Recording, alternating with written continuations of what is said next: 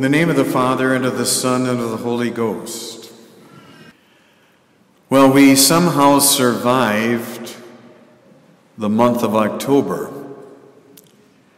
And I say survived in light of what was taking place in Rome for most of that month, the so-called Amazon Synod. And if I were to use three words to describe what is known about the Synod, it would be secrecy and sacrilege and scandal. Secrecy, sacrilege, and scandal. Secrecy in that we don't know much of what was said behind closed doors each day of the Synod. There was a general report given at the end of the day in a press briefing, if you will, but certainly much was discussed and was determined that remains unknown to us. And perhaps we will find out at some future point. I say sacrilege, in particular in light of the unthinkable abomination that took place repeatedly and in a number of locations of placing idols or images related to false religions, to pagan-based religions, in sacred places in the Vatican and in Rome. In particular, one idol which you may have heard of and may have seen images of, and whether I'm pronouncing this correctly or not, I don't care, of the Pačamama. The Pačamama, which quite frankly is an image of a naked pregnant woman kneeling, that is some sort of an idol that represents Mother Goddess Earth, or something equivalent. The Pačamama, Mother Goddess Earth. This idol first appeared publicly in the Vatican gardens in a pagan ritual at which Francis of Rome was present. And as I recall, I even saw on video that he sort of blessed this Pačamama image in the Vatican gardens just as the synod was about to begin.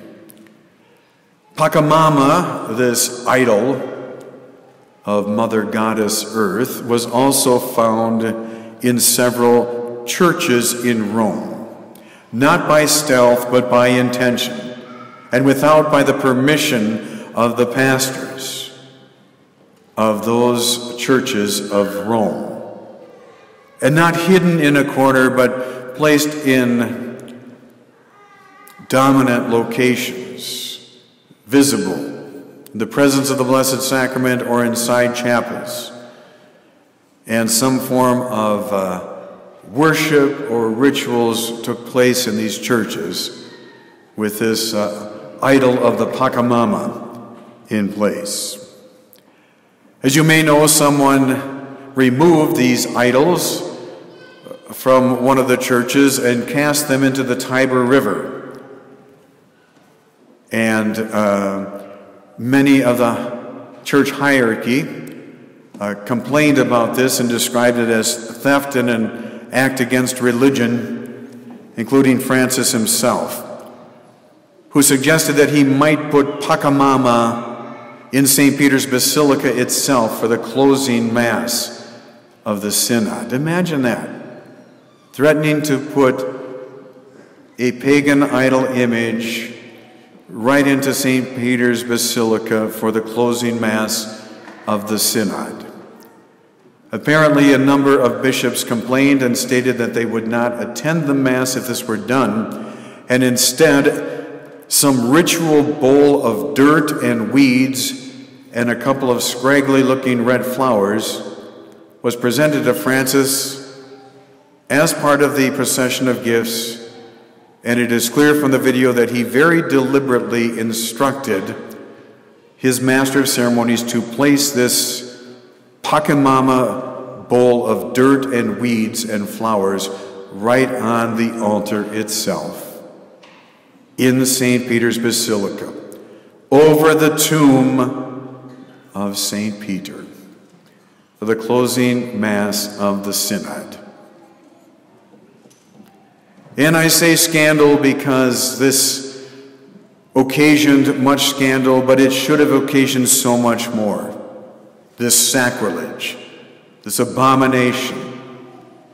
It's a scandal that more are not scandalized, especially those who identify themselves as Catholics, over the desecration of churches in Rome.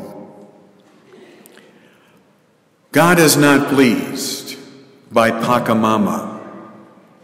Let me go through a short litany of biblical and Christian examples of how God views idols, whether they are Pačamama or Baalim or Beelzebul or any other demon. Whereas St. Paul notes, the idols and the sacrifices of the pagans are demons and to demons. We can go back some 1,600 years or so before the time of Christ to the time of Moses and Mount Sinai. 3 months after God freed his people from slavery, parted the Red Seas, and brought them to the base of the mountain. Moses went up to receive the covenant commandments from God that would govern his people. And while he is gone for those 40 days, the Israelites resort to idol worship. They take their gold and fashion an idol, an image of an Egyptian god, a golden calf. And God says to Moses, "Do you hear what the people are doing down there? I am going to destroy them. Destroy them, all of them, and rebuild a new people with you as the head." In other words, I'll make you the new Adam. I'll make you the new Noah. And all the descendants will be yours. And had Moses not pleaded as a mediator on behalf of his people, no doubt God would have carried that out.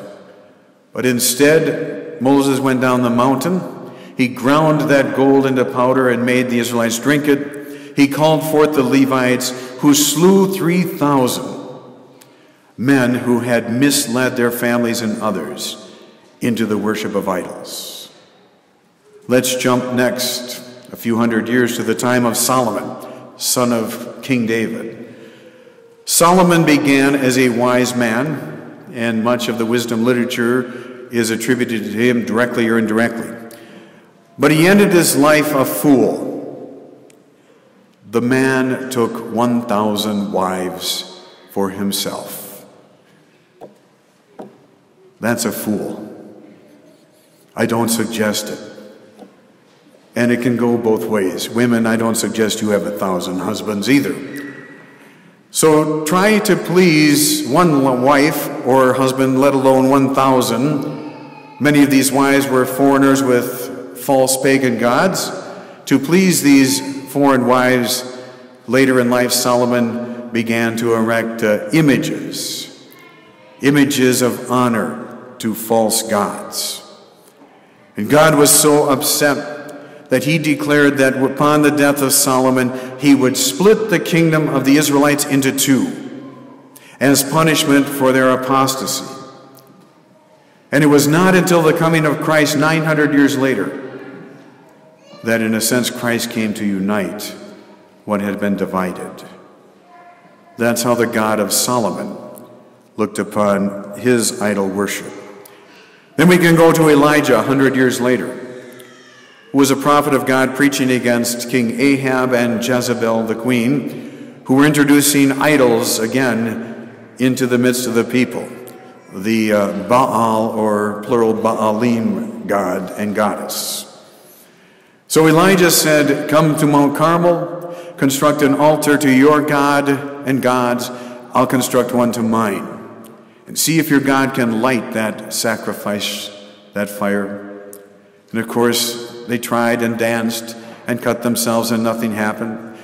So Elijah built his altar, and he had it doused 3 times with water and called down the fires of God, proving that these prophets and their gods were false.